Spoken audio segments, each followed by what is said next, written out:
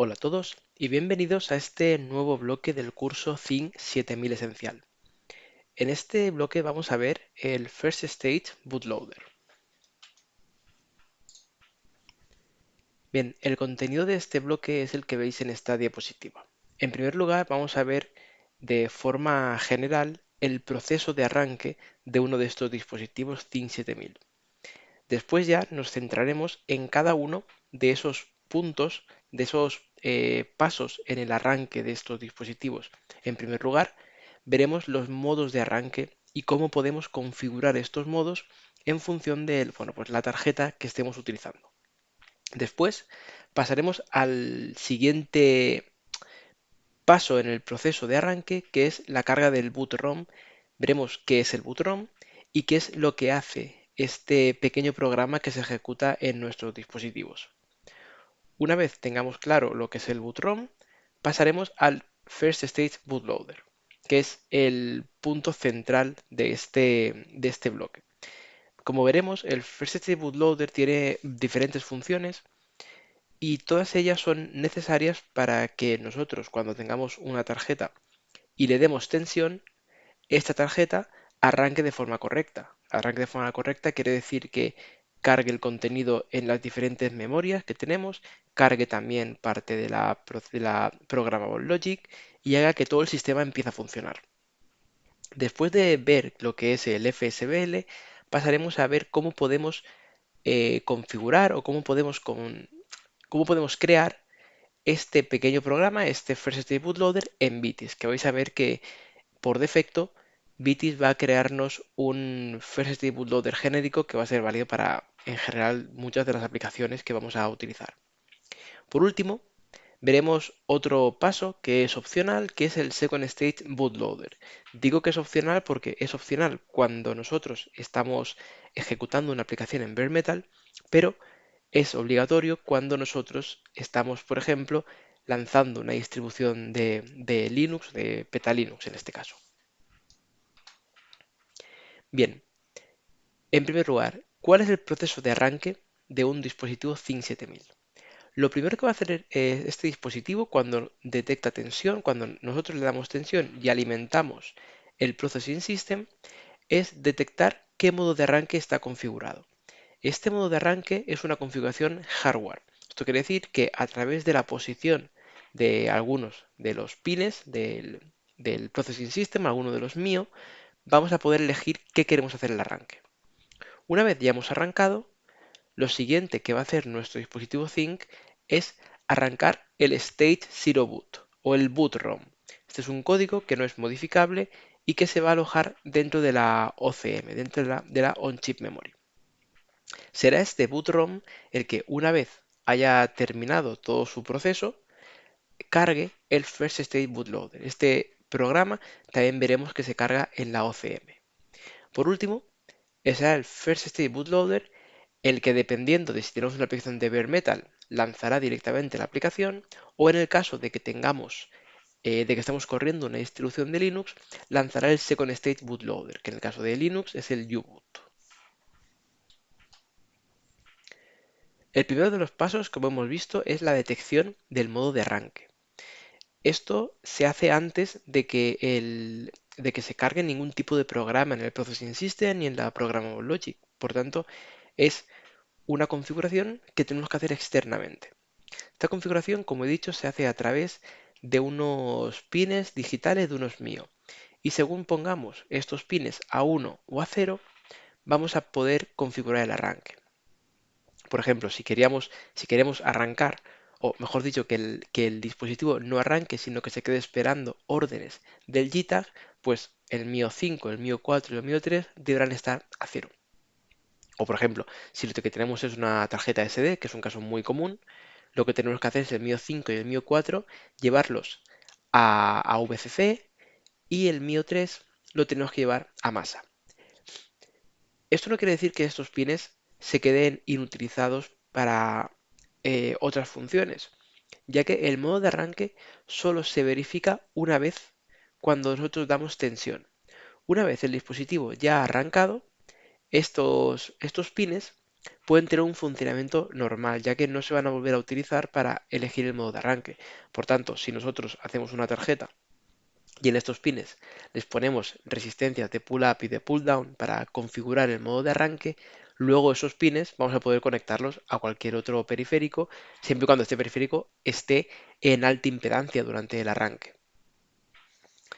Y bueno, bien, al final tenemos tres pines que son los que se utilizan para configurarlo. Y cuando nosotros estamos sobre una tarjeta de desarrollo, bien sea una tarjeta de Xilinx o una tarjeta de Digilent o de Avnet, cualquier otra tarjeta, estos pines, el fabricante de la tarjeta nos suele dejar que los configuremos nosotros, ya que en ciertos casos nos va a interesar que la FPGA o que el dispositivo Think no arranque, sino que se quede esperando. Y bueno, luego, cuando nosotros queramos probar ya nuestra release, digamos, el código o el proyecto que vamos nosotros a liberar, en ese caso querremos que el dispositivo Thin se comporte de la forma más realista posible, como luego, o más parecida posible a como luego se va a encontrar. Y esto, evidentemente, si nosotros tenemos un producto finalizado, no vamos a ir siempre con el JTAG a arrancarlo. Por tanto, ahí elegiremos o una memoria NAND, o una quad SPI, o una tarjeta SD. Por tanto, como resumen, como he dicho, las tarjetas de desarrollo nos van a permitir seleccionar estos modos de arranque, ya sea mediante microswitches o mediante jumpers. Bien, una vez hemos detectado el modo de arranque, lo que va a hacer la FPGA, el dispositivo Think, es cargar el boot ROM. Este código es el primer código que se ejecuta después del reset. Y por seguridad siempre lo va a ejecutar la CPU 0. También, pensando en la seguridad, cuando se está ejecutando este código, este bootrom, el JTAG queda deshabilitado. Y esto es muy importante porque si nosotros tenemos una tarjeta que la tenemos en un producto, ese producto ya se ha liberado y es un producto que está en campo. Si nosotros habilitamos el JTAG de primeras, o cualquier otra persona podría venir, conectar el JTAG y nos dejaría bloqueado el dispositivo, ya que si empieza a enviarle órdenes por el JTAG en el momento se está ejecutando el bootrom, podría detenernos el arranque, podría cargar un código malicioso. Por tanto, es importante que el JTAG se quede deshabilitado. Otra cosa importante de este código es que se ejecuta desde la OCM, por tanto, se ejecuta dentro del dispositivo, con lo que no puede ser interceptado por un tercero. Por ejemplo, si nosotros este código lo ejecutáramos desde la DDR, si un tercero sería un poco complicado, pero podría ver el estado de todos los pines de la memoria DDR y desencriptar el código que nosotros estamos transfiriendo, que estamos ejecutando. O incluso, lo cual sería todavía peor, que empiece a ejecutar su propio código. Por tanto, en el bootrom prima la seguridad. Y esto quiere decir que todo se ejecuta desde dentro del dispositivo Zinc. También, pensando en la seguridad, el bootrom tiene la capacidad de desencriptar o decodificar la aplicación. Esto es, si nosotros, por ejemplo, queremos tener un código seguro, un código que queremos estar seguros de que siempre se ejecuta este código y no un código de terceros, nosotros podemos configurar el bootrom de forma que mediante unas claves, por ejemplo, unas claves RSA privada y pública, o mediante unas claves de desencriptación, podamos desencriptar la aplicación que luego vamos a ejecutar. Entonces, si un tercero ha cargado una aplicación maliciosa o cualquier otra aplicación, esa aplicación no podrá ejecutarse. También, este bootrom podría configurar la programmable logic si fuera necesario. Y, lo más importante, una vez el bootrom ha finalizado, es el que va a lanzar el First State Bootloader, que como hemos visto es el siguiente programa que se ejecuta. Y ahora aquí viene una cosa importante también. El bootrom va a lanzar el First State Bootloader, excepto si el modo de arranque es un modo de JTAG. En ese caso lo que va a hacer es darle el control al JTAG. Imaginad que nosotros estamos depurando una aplicación. Cuando nosotros la depuramos, tenemos el JTAG conectado para cargar el programa, para cargar la PL, para poner punto de interrupción.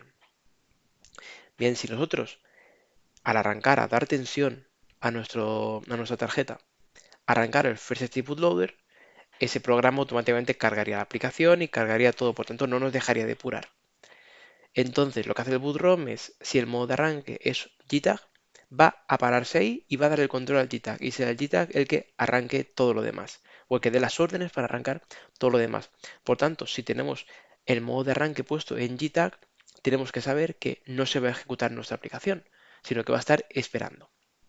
Y por último, este código del bootrom es un código interno de AMD Xilinx y por tanto no es público. Sí que hay repositorios por ahí que han intentado sacarlo o han intentado desencriptar ese código o decodificar ese código, pero en principio este código no es público. Es un código que se ejecuta dentro del dispositivo y no tenemos acceso a modificarlo. Una vez el bootrom se ha ejecutado, lo que va a hacer este bootrom es cargar el First State Bootloader también en la OCM. ¿De qué se encarga el First State Bootloader? Bien, se encarga de la inicialización de todos los periféricos necesarios en la Processing System, en el procesador. ¿Esto qué quiere decir? Pues que va a inicializar UARTs, por ejemplo, va a inicializar comunicaciones SPI si hicieran falta, va a inicializar todo para que el dispositivo esté listo para poder ejecutar la aplicación. También otra cosa que va a hacer es programar la Programmable Logic, la va a configurar del archivo que nosotros tenemos en la tarjeta SD, si tenemos un arranque, por ejemplo, por SD, una de las cosas que se va a meter dentro de la SD va a ser el bitstream. Bien, pues será el First State Bootloader el que coja ese bitstream y lo configure en la Programmable Logic. Una vez se ha inicializado todo el Processing System y se ha configurado o programado la Programmable Logic, lo que va a hacer ya el First State Bootloader es es arrancar o cargar el código ya que vayamos a ejecutar. Este código puede ser un Second Stage Bootloader, como hemos visto en el caso de Linux, cargaría el U-Boot, o ya puede ser nuestra aplicación en bare metal. Y ahora sí que ya ese código va a estar cargado en la DDR. Esto también hay que tener en cuenta que si el First State Bootloader se ejecuta desde la OCM, la capacidad de tamaño que tenemos o la capacidad que tenemos para ejecutar código está un poco reducida porque la OCM al final son 64 kilobytes. Entonces nosotros no podemos empezar a añadir mucho código al First State Bootloader porque al final vamos a saturar la memoria OCM. En cambio, para el Second State Bootloader o nuestra aplicación en bare metal ya se ejecuta desde la DDR y ahí sí que podemos tener 512 megas, 1 giga, 2 gigas, 4 gigas, lo que sea. Como hemos dicho, carga el código del Second Stage Bootloader. Y este código puede ser o una aplicación en bare metal o un Second State Bootloader. Además, también, al igual que el bootrom, nos permite añadir seguridad a nuestro sistema. Nos permite añadir un encriptado, añadir claves RSA, fuses y demás. Todo esto lo hace el First State Bootloader. Bien, al contrario que el bootrom, el código del First State Bootloader es un código que está accesible y de hecho, en cuanto nosotros creamos una plataforma, este código se va a añadir a esa plataforma. Aquí, en esta figura, tenéis en el caso del laboratorio 4, como si desplegamos la plataforma, vemos que tenemos aquí el Think FSBL con todo el código que se ejecuta.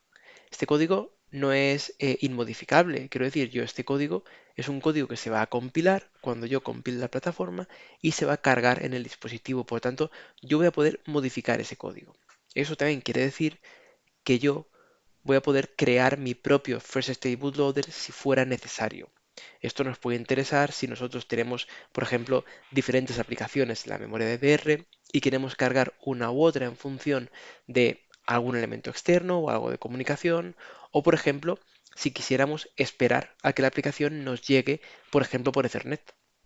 Nosotros podríamos quedarnos bloqueados en el First State Bootloader y esperar que desde la red nos llegue una aplicación para cargar ya así en la memoria DDR.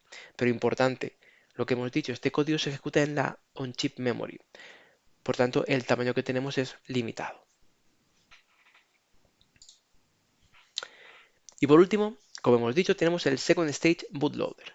Esto Como bootloader es opcional. De hecho, en aplicaciones en bare metal no se va a utilizar un second state bootloader. Directamente el FSBL lo que va a hacer es lanzar la o las aplicaciones en los diferentes cores y las lanzará, las cargará en la memoria DDR y ya se ejecutarán. En el caso de que tengamos una distribución de Peta Linux, lo que va a hacer el Second State Bootloader es cargar ya el bootloader del Linux, es decir, el U-boot. Y será después el U-boot el que ya sí que sí cargue la aplicación, cargue la distribución de Linux en nuestra memoria. Aquí abajo os he dejado una referencia a un documento que es la UG 821, es donde tenéis toda la información sobre tanto el boot ROM, toda la información que es pública del boot ROM, First State Bootloader y los posibles Second State Bootloader que podemos tener en nuestros dispositivos Think. Y bien, eso es todo. Espero que os haya resultado interesante y nos vemos en el próximo bloque. Muchas gracias.